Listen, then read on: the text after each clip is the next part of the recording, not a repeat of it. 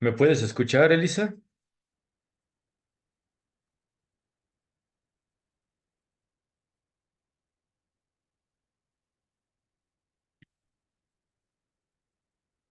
Bueno, pues vamos a comenzar. Una disculpa por haber cambiado el horario. Normalmente lo tenemos en la tarde-noche, este espacio abierto del aprendizaje, pero el día de hoy en mi escuela presencial tengo una jornada académica y justamente salgo a las 9 de la noche y vengo llegando aquí a la casa de ustedes a las 10:30, 11. Entonces, este es el motivo por el cual el día de hoy lo vamos a hacer temprano, por esta jornada académica que tengo. Pero bueno, de todas maneras, como es costumbre, se está grabando este espacio para que lo puedan consultar a la hora que ustedes puedan. Y bueno, su amigo y servidor, Manuel Antonio Chable Pesina. Estamos en la semana número 3, así que vamos a echarle muchas ganitas, ya que en esta semana justamente vamos a estudiar lo que es el teorema fundamental del cálculo, vamos a comprender qué es una integral indefinida, integral definida, una integral por partes, la regla de Barrow y diferentes temas que vas a ir aplicando en tus actividades integradoras, específicamente la actividad integradora número 5 y 6 que son de esta semana número 3.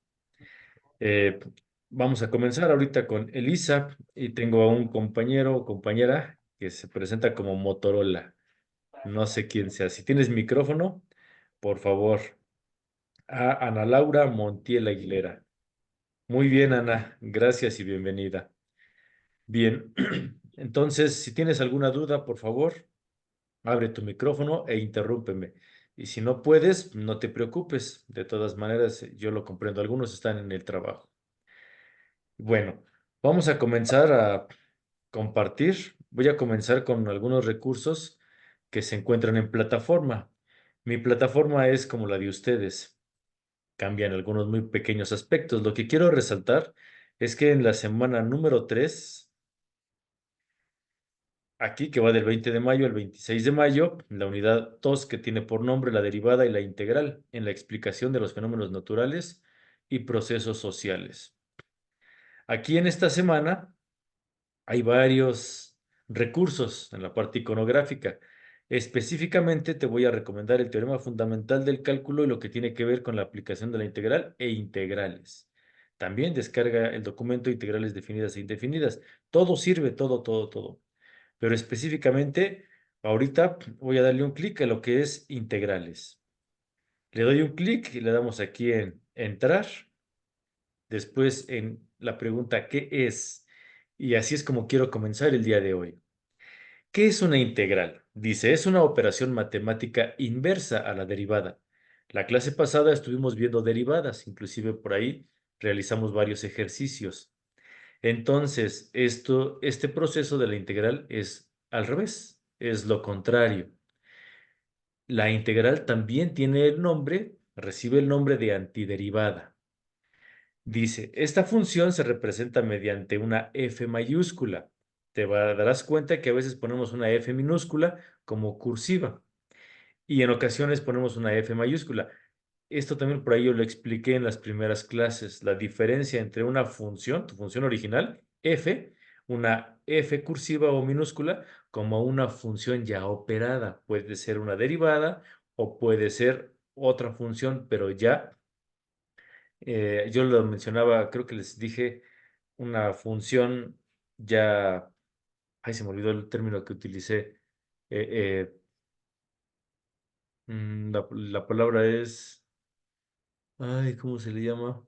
Se me borró la palabra adecuada que tenía que decir. Bueno, algo así como evolucionada, una palabra así utilicé en aquellas clases, pero ahorita no me acuerdo. Ay, la tengo aquí, pero no quiere salir. A ver si ahorita me acuerdo. Bien, decía aquí, a esta función f mayúscula, que recibe el nombre de antiderivada, también le voy a llamar en muchas ocasiones como primitiva. ¿Por qué primitiva? Porque se refiere a la parte original de tu f cursiva, de tu f minúscula, y se escribe como f mayúscula. Podríamos decir que es lo mismo antiderivada que una función primitiva, ¿ok? En el sentido estricto, les comento, no es lo mismo, ¿sale? Si aquí estuviera con nosotros un maestro de las matemáticas, nos diría, oh, error, error. Antiderivada no es lo mismo que primitiva. ¿Por qué? Porque si tú tienes una segunda o una tercera derivada y te vas hacia atrás en una antiderivada, de la segunda pues llegas a la primera. Y esa no es tu primitiva. Tu primitiva es tu función original. Entonces, por esta razón y otras más, se puede decir que no, pero en el sentido práctico, en el sentido de nuestro nivel medio superior, yo creo que sí es válido. Es por eso que muchos autores también le ponen antiderivada o primitiva como lo mismo, como un proceso inverso de la derivación. ¿Sale? Bien, quedémonos con este última definición, la parte práctica. Entonces, dice aquí, se le llama primitiva de una función de f minúscula en un intervalo i.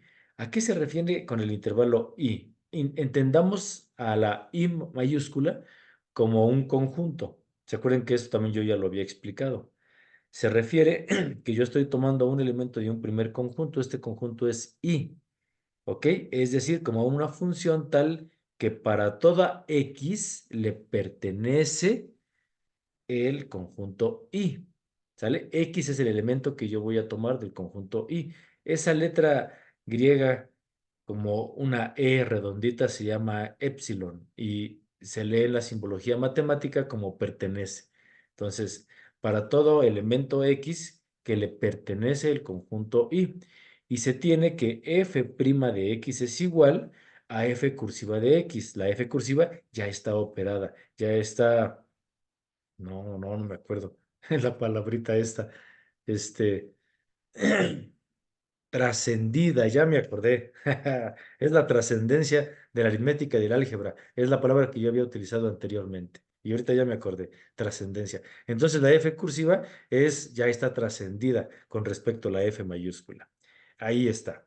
Bien, si se sabe que F mayúscula es una antiderivada de la función F cursiva, entonces el intervalo I se podrá determinar como una antiderivada diferente de f mayúscula. Pues claro, es diferente porque te estás yendo hacia atrás.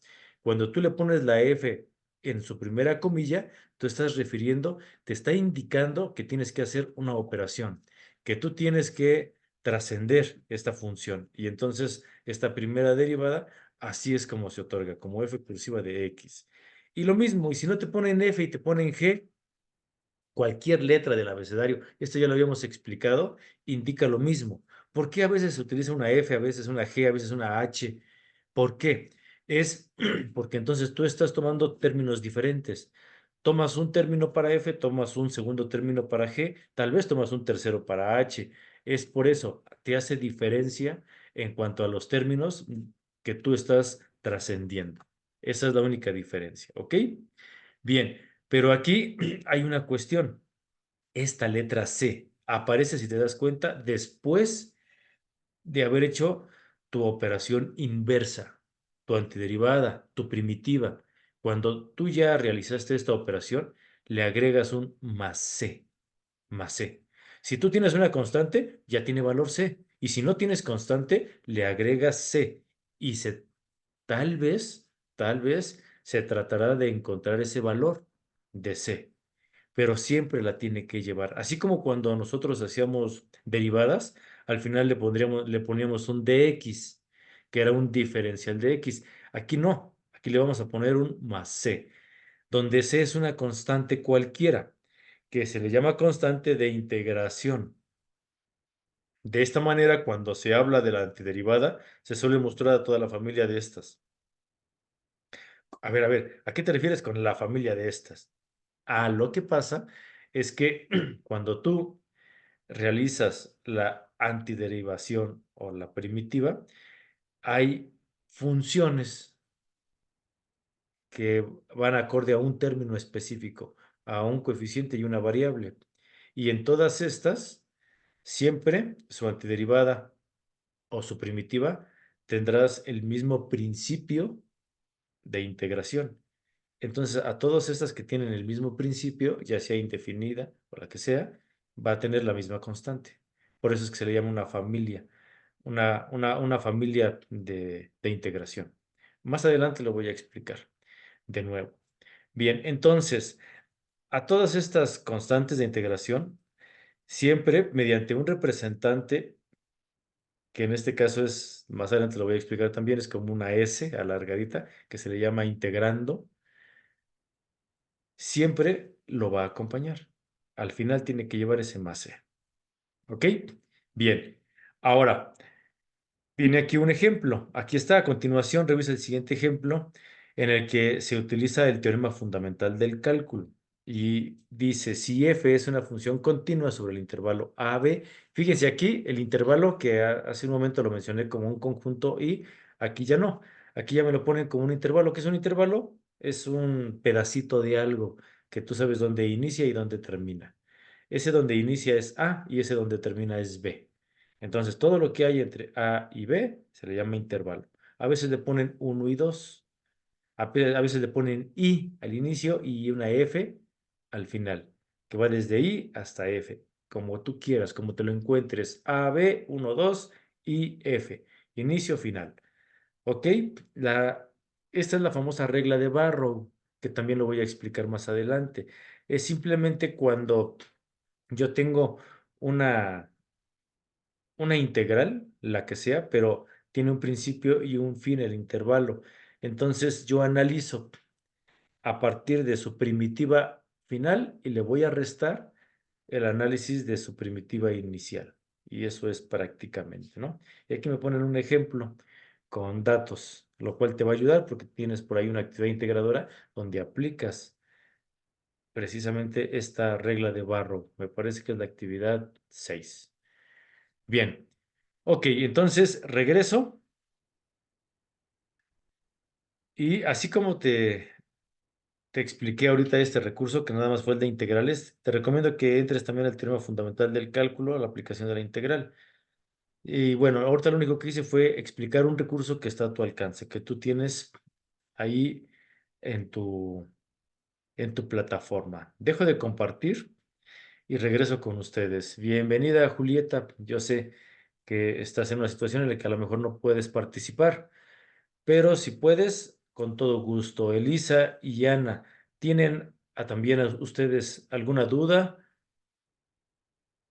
Con todo gusto. En este Por el momento que momento, estoy profesor. compartiendo. Adelante, Ana. Sí, sí, sí, Elisa. sí, soy Elisa, nada más que eh, Ana es mi hija y a veces utilizo el dispositivo de ella, pero Ok, soy, ok. soy Muy Elisa. bien. Sí, hasta el momento me ha quedado claro viendo el recurso también que usted nos está explicando. Esperemos que a la hora podamos y pues como usted nos ha dicho, hay que repasar y repasar y de esta forma pues se nos queda, se nos debe quedar. Claro, Sí, claro. Y bueno, a veces, por más de que haga yo mi mayor esfuerzo, habrá quienes no me entiendan. Y me lo dicen seguido, pero es que yo no le entiendo, me revuelve mucho. Pues somos tan diversos, somos tan diferentes, que a lo mejor no me entienden a mí, pero de todo lo que digo, toma algunos conceptos, algunas palabras e investígalos por tu cuenta. Ve un video, pregunta con otra persona y a lo mejor entre todos alcanzamos a comprender algo mejor. Entonces, no me tienen precisamente que entender a mí todo. Eso también es imposible. No, quédate con lo que te sirva y lo demás siempre hay que corroborarlo, hay que contrastarlo, hay que investigarlo, pues. ¿Sale? Entonces, yo nada más pongo las bases. Y bueno, vamos ahora a una presentación que también tengo por aquí.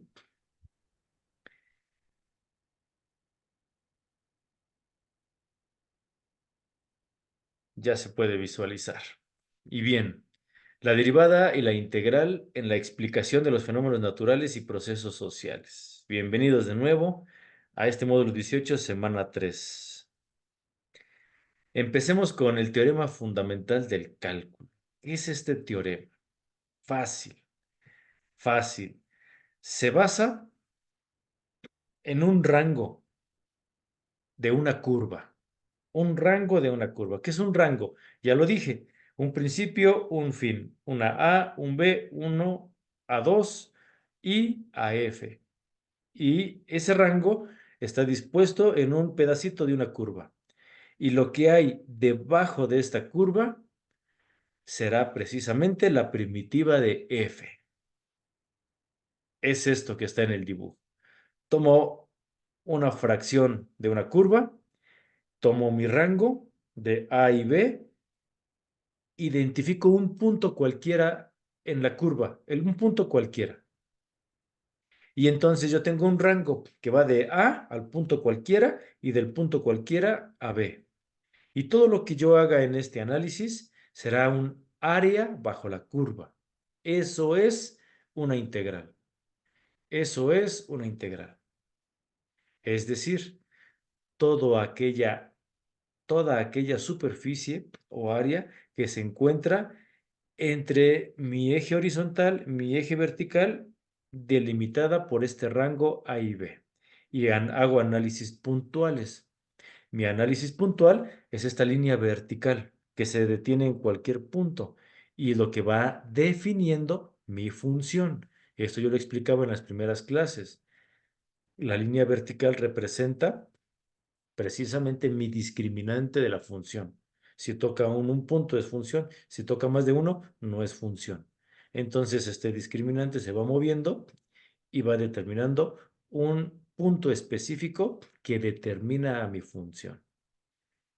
Bien, puedo tener áreas positivas y puedo tener áreas negativas. O sea, yo también puedo generar un área arriba de la curva cuando ésta pasa por debajo del eje X. Entonces, no importa, sigue siendo un integrando.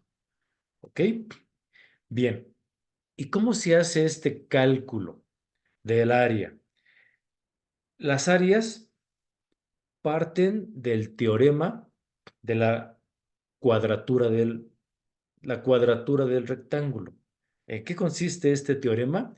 En simplemente multiplicar áreas lado por ancho por lado o lado por lado o puede también algunos le llaman el lado angosto por el lado alto, por el lado profundo, por el lado largo. Como ustedes lo estudien, depende del autor, utiliza diferente terminología. Pero simplemente tú sacas el área de un rectángulo o de un cuadrado, lado por lado. Aquí hacemos lo mismo. Lo mismo, pero como es una curva, agregamos muchos rectángulos. A mayor número de rectángulos, vamos a tener un área más precisa. Pero ¿qué creen? Nunca va a ser exacta. Lo que sí podemos hacer es poner muchos rectangulitos, muchos, muchos, muchos, y acercarnos a la forma de la curva. Y entre más pongamos, más preciso va a ser. Pues este es el teorema fundamental del cálculo. Sumar muchos rectángulos que se acercan a la precisión del área bajo la curva, ya sea en la parte inferior o en la parte superior. Este es el teorema fundamental del cálculo, prácticamente. Entonces, todo esto que acabo de explicar se va a determinar como A' de X, que es lo mismo que F minúscula de X, que es la función ya, ya discriminada, que es la función ya, ya trascendida, que es la palabrita que hoy se me estaba olvidando. ¿Por qué? Porque está delimitada por un elemento A hasta un elemento B. Y entonces aquí vamos a trabajar límites. ¿Por qué límites? Pues porque yo estoy poniendo un intervalo. Obviamente necesito un límite. Y aquí en este ejemplo que aparece en pantalla, dice que vas a comenzar en H y se va hasta cero, es decir, va a tender a cero. ¿Y por qué tiende a cero? Porque sí está definido. Es un límite conocido entre mi elemento A y dice aquí X más H. En mi X yo me voy haciendo un desplazamiento hasta H y a partir de ahí yo le voy a restar mi punto anterior. En pocas palabras, me voy a ir primero haciendo análisis de un límite en mi parte horizontal. Así. En pocas palabras, yo voy a hacer más y podría irme inclusive hasta el infinito, pero en este caso no es al infinito porque está delimitado. Sí sé hasta dónde voy a llegar. ¿Ok? Entonces, C en algún punto determinado estará en este intervalo, en este límite. El límite está determinado entre X y H. Ahí está mi límite. ¿Ok? Bien. De todo lo que acabo de decir, entonces A de X es una primitiva de F. Y esta primitiva, que es el punto anterior, se escribe AX y también lo podemos encontrar como F mayúscula de X. Fíjense cómo aquí hay un juego de literales. Hace un momento con el recurso de prepa en línea aparecía la F mayúscula. Ahora aparece una A mayúscula. Es la misma gata, pero ya dio vueltas. Es por eso que hay veces que las matemáticas se nos hacen tan difíciles porque nos lo revuelven. Así que hoy te quiero decir que es lo mismo, pero de diferentes autores. Te están explicando lo mismo, pero cambian las literales, cambian la forma, pero el fondo es lo mismo. Aquí, con esta intención también lo hago. Ahora no aparece la F mayúscula, ahora aparece la A mayúscula y es lo mismo. Es lo mismo. ¿Ok? Y te está diciendo que va de un intervalo desde A hasta X, de una función ya, ya trascendida, ya operada, es la F minúscula de T, de dt. Aquí hay otro cambio, observa, no es X, ahora es T. ¿Sale? Puede ser X o puede ser T o puede ser C o puede ser S o puede ser G. Lo que sea, te está diciendo que es de un punto determinado. Como mi límite está desde A hasta X, entonces yo me puedo detener en un punto determinado. Ese punto determinado aquí está como T. T. La función es de T, entonces tiene que ser de dt. Esta es mi derivada que yo voy a convertir en primitiva y al final yo obtendré una C, que es mi constante de integración. Bien, vamos a ver la regla de Barrow. Dice, sea f una función continua entre a y b y sea f mayúscula x una primitiva de f minúscula x en el mismo intervalo de a b, entonces diremos que el integrando desde a hasta b de f de x de dx será igual a la función primitiva de b, que es la final, menos la función primitiva de a. Ahí está. Esta es la regla de Barrow. ¿Ok? Y la vamos a trabajar en la actividad número 6 para que te la aprendas de memoria. ¿Cómo aplicamos la regla de Barrow? Bueno, la aplicamos de la siguiente manera. Yo tengo, en vez de f mayúscula, tengo a mayúscula de x. ¿Qué me dice que es el integrando desde a hasta x de f de t de dt? Esta función cumple con lo que ya habíamos visto. La primera derivada de ax será mi f de x. ¿Ok? Entonces, si f es una primitiva de f, mi fórmula podría ser a mayúscula de x es igual a mi f mayúscula de x más c. Y ahora espero que se comprenda. Yo decía hace un momento, a veces utilizo a mayúscula, a veces f mayúscula. ¿Cuál es la diferencia? Fácil. La a mayúscula todavía representa a una derivada. Todavía representa una derivada. En cambio, la F mayúscula ya no. La F mayúscula es ya operando. Ya operaste, ya no tienes ninguna derivada. Ya realizaste la antiderivada y ahora le agregas la C. Esa es la diferencia entre AX y F de X. La AX es el análisis previo. La F mayúscula es tu resultado, tal cual, tu resultado ya una vez que integraste. Y le agregas la C. Espero me haya sabido explicar. Entonces, ¿qué pasa cuando A de A minúscula es igual a 0? Entonces, cuando yo tenga un elemento que tiende a 0, mi constante será nada más mi primitiva original sin la c, porque la c se va a cero. Y observa, cambia de signo. Se fue a negativo. ¿Ok? Es decir, a de x es igual al integrando desde a hasta x de f de t de dt, cuando a f final es x y tu f inicial es a. Esto tómalo por definición. Tu regla de Barrow, siempre y cuando tu variable independiente no sea cero. Siempre y cuando, ¿ok? De lo contrario, se te va a cancelar tu primera función final. Y por eso es que te queda menos f de a. Es por eso la razón. Bien.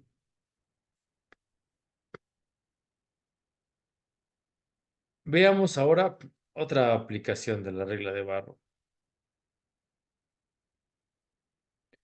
Si a f es una función continua entre a y b, y sea f mayúscula de x la primitiva de f de x en a y b.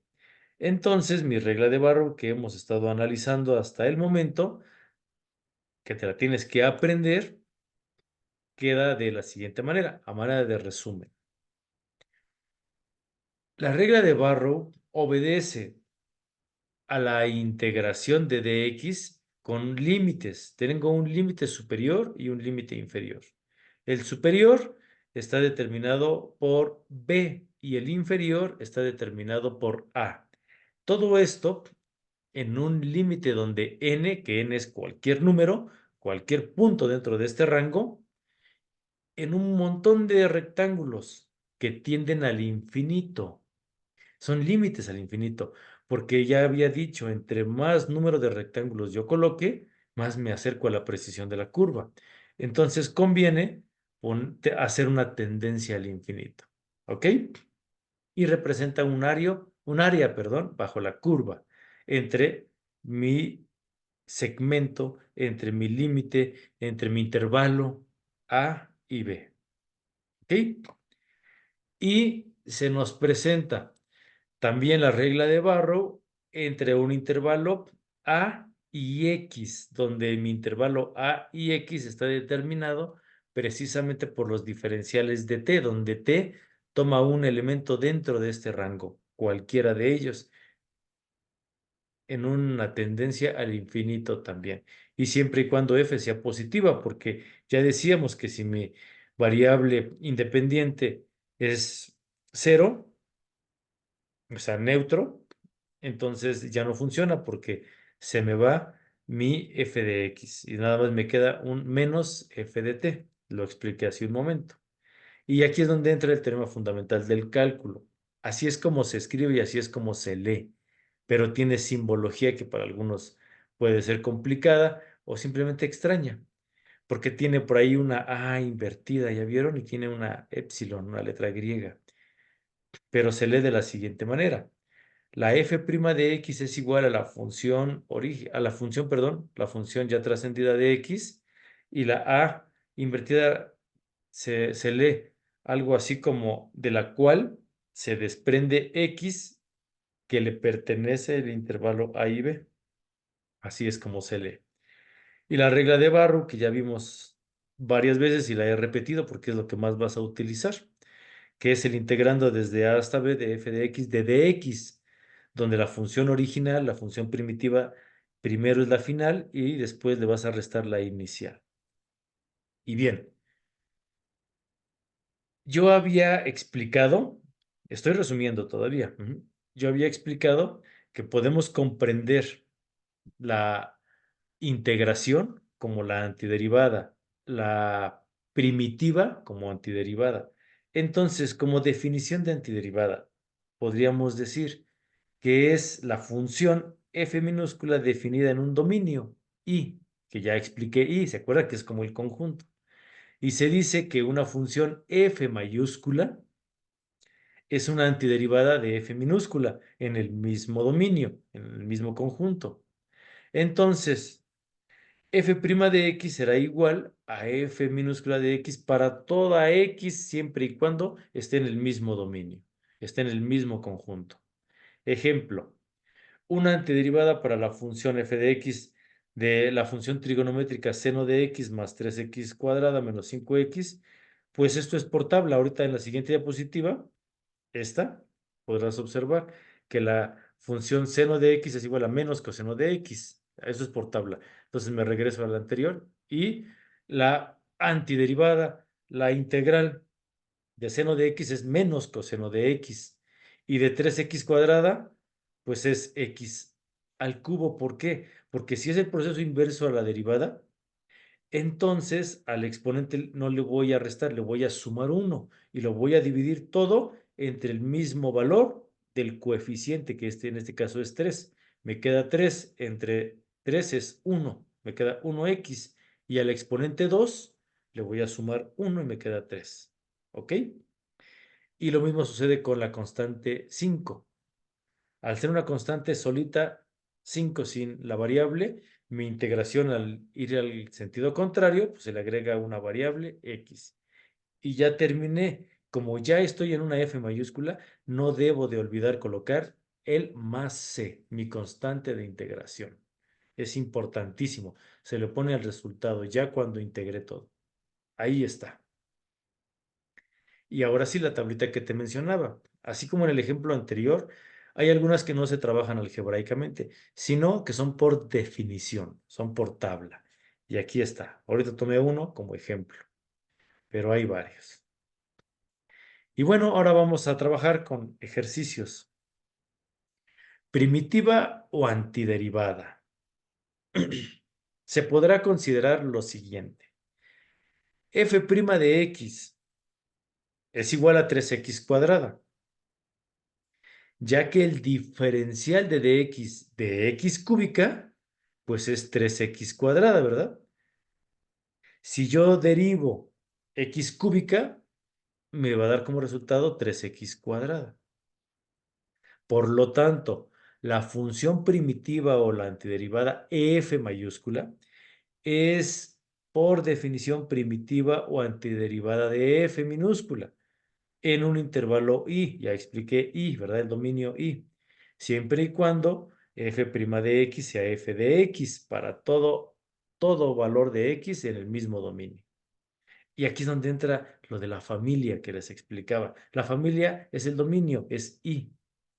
Son los elementos que están en un mismo conjunto. Aquí lo explicamos. Esta es la familia de primitivas. Las primitivas de 3x cuadrada son la F1, F2 y F3. Y observa, es cuando tú tienes la variable al cubo, cuando tú tienes el primer término de variable al cubo menos una constante. O cuando tú tienes la misma variable al cubo más otra constante positiva o negativa. Es la misma familia. ¿Por qué? Porque el valor de la constante será el mismo. Es tu misma constante de integración. Lo que define una familia es precisamente el valor de la constante C. Por eso es el mismo dominio, es el mismo conjunto y lo que le llamamos en todo lo que hemos estudiado hasta el momento. Bien, vamos a ver un ejemplo. Número 1. Para la ecuación diferencial g de x es igual a 2x, la solución general, la primitiva, será, pues vamos a lo contrario. Si tengo un 2x, se queda mi x solita porque el 2 se divide entre el mismo valor 2, te queda 1 y no tiene exponente. Si no tiene un exponente, asumimos que es 1 más 1 te da 2. Entonces su resultado es simplemente x cuadrada y le agregamos el más c. Ahí está. ¿Ok? Ejemplo número 2. Para la ecuación diferencial y' es igual a 2, 1. Encuentra la función cuya derivada sea 2. Pues, ¿cómo leía? ¿Cuál es esta? Pues es 2x. Si yo derivo 2x, te va a dar 2, pero no estoy derivando, estoy integrando. Me estoy yendo al revés. Entonces, lo contrario de 2, pues es 2x, le agrego una variable. Cuando tengas duda o a manera de comprobación, a tu integrando, a tu resultado, derívalo y te tiene que dar tu función f', f minúscula. ¿Ok? es lo contrario. 2. Mi resultado final será cuando le agregues la constante de integración. Mientras no le agregues la constante de integración, se quedará en un análisis, ¿te acuerdas? A mayúscula de x, pero no es tu integral. Para que sea integral, tiene que tener el más c. Entonces sí, puedes decir que encontraste su primitiva o su antiderivada. Bien, notación de las primitivas. ¿Qué es una notación? La forma en que se escribe, ¿sale? Notación de las primitivas. Al resolver una ecuación diferencial de la forma dy sobre dx, esto será mi f cursiva de x, es mi función ya trascendida, la palabra que no recordaba. Conviene más expresarla de la forma dy, es igual a f de x de dx. Si te das cuenta, aquí no hay integrales, aquí no hay integración. Todo está planteado a manera de diferenciales. ¿Sale? Nada más es la forma de escritura. Esto lo vimos la clase pasada también. Entonces, ¿dónde entra la integración? Vamos a llamarla integración o integral indefinida al proceso u operación de encontrar todas las soluciones de una misma ecuación. ¿Y por qué ecuación? Porque todavía no sabemos si sea función. Esto también lo vimos por ahí la clase pasada. No todas, no todas las ecuaciones son funciones. Por ahí en uno de los ejercicios que les puse la clase pasada, venían unas que venía la pura constante y no se podían resolver. Me daba cero, ¿se acuerdan? ¿Por qué? Yo les explicaba, pues porque sí es ecuación, pero no es función. Entonces es por eso. Se le llama integración indefinida o antiderivación a todo aquel proceso inverso de la derivación que al momento de integrar le vamos a anteponer un símbolo que se llama integrando, que es como una S muy larga. ¿Ok? Entonces se le llama integración indefinida a todo aquel proceso de integración contenido dentro del símbolo integrando de una función ya trascendida. Llamémosle ya trascendida a una función ya derivada, porque está en función de dx. Y al resolverlo, voy a encontrar su función, pero original, la primitiva, f mayúscula de x. Y para que sea el resultado final, le tengo que agregar mi constante de integración, s más c, donde la expresión final me queda o se lee la integral indefinida de f con respecto a x o de f de x de dx. Así es como se lee. Pero no tiene la constante, claro, porque está en función todavía de x. Cuando tú lo resuelvas, entonces le quitas el de x y lo cambias por una c. Y ahí sí habrás terminado. Quédate con esto, proceso de integración. El proceso de integración es similar al de la derivación, pero al contrario. ¿Sale? Primero tienes tu integral original, después la tienes que reescribir, la integras, que es el proceso contrario, y por fin la simplificas y le agregas el más c. Ahí lo tienes. Y bien, aquí están las referencias en las cuales está basada esta presentación. Con todo gusto las puedes consultar. Y bueno.